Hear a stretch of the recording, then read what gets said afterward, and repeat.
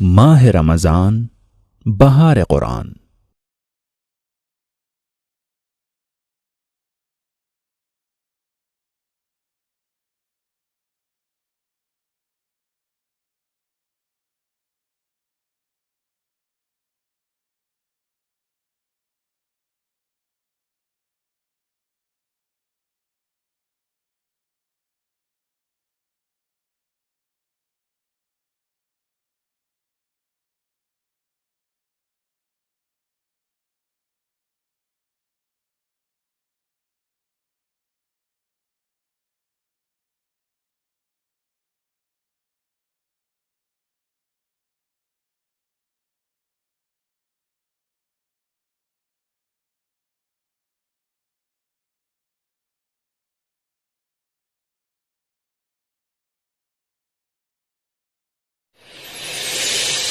بسم اللہ الرحمن الرحیم۔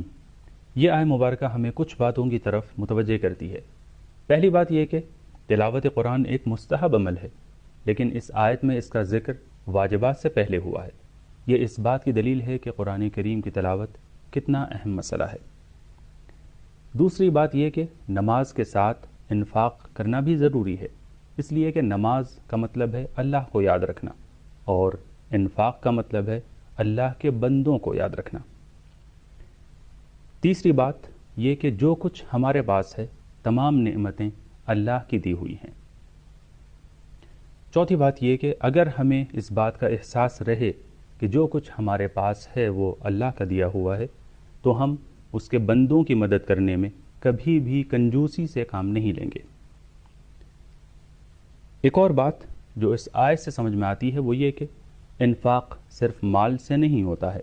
کبھی کبھی ہم اپنی قدرت، اپنی آبرو، اپنی عزت اور اپنے دوسرے امکانات سے دوسروں کی مدد کر کے انفاق کرتے ہیں۔ ایک اور نقطہ یہ کہ انفاق کرنے سے مال ختم نہیں ہوتا ہے۔